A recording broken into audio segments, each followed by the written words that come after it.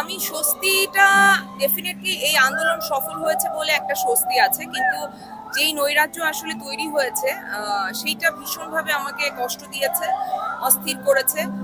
আর তারপর আবার আশাও অনেক জাগিয়েছে, কারণ আমাদের স্টুডেন্টরা রাস্তা পাহারা দিচ্ছে, ট্রাফিক কন্ট্রোল করছে, বাড়িঘর পাহারা দিচ্ছে, মসজিদ মন্দির পাহারা দিচ্ছে, সমস্ত রাস্তা পরিষ্কার করে ফেলেছে।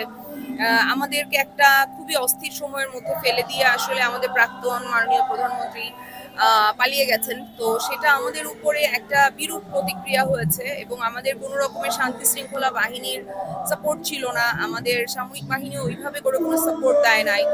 তো এই অবস্থায় আসলে যতটুকু আমরা সামনে নিতে পেরেছি অনেক, বাট যেই অনাকাঙ্ক্ষিত ঘটনাগুলো ঘটেছে সেগুলোর জন্য আমি খুবই লজ্জিত এবং দুঃখিত।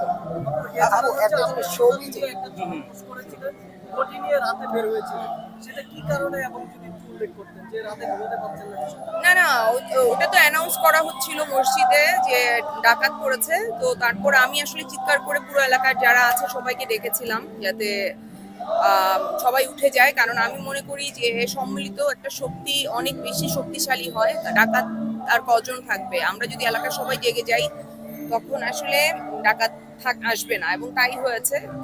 এবং কিছুক্ষণ পরে সামরিক বাহিনীর থেকেও লোকজন এসেছে। সো এই তো। আপনি শোবিজে শিল্পীদের মধ্যে কি কি সংস্কার প্রয়োজন বলে আপনি মনে করেন?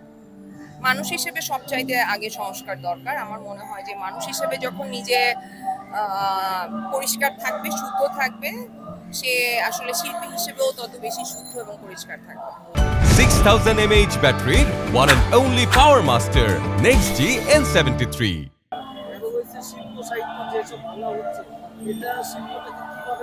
এটা ভীষণ মানে বিরক্তের এবং ঘৃণার। এটা তো হওয়া উচিত না। সেটা যার উপাসনালয় হোক, এটা বাংলাদেশটা সবার, সেটা হিন্দু, মুসলমান, বৌদ্ধ, খ্রিস্টান, আদিবাসী সবার।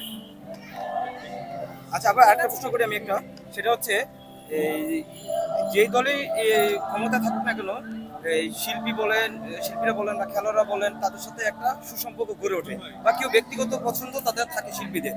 এখন যখন দল পরিবর্তন হয় তখন তাদেরকে টার্গেট করা হয়, কিংবা তাদেরকে বিভিন্নভাবে অনেক হেনস্থ করে দেওয়া হয়। হ্যাঁ, আমি বলেছি যে আসলে বিদ্বেষের রাজনীতি থেকে বের হতে হবে, এই প্রতিহিংসার রাজনীতি থেকে বের হতে হবে। এই তাহলে শিল্পের কাজের জায়গাটা কতটুকু সুরক্ষিত বলে মনে করেন এই পর্যায়ে? আমরা সবাই খুবই অরক্ষিত ছিলাম, এখন আশা করব যে ভবিষ্যতে আমাদের সুরক্ষা নিশ্চিত করা হবে।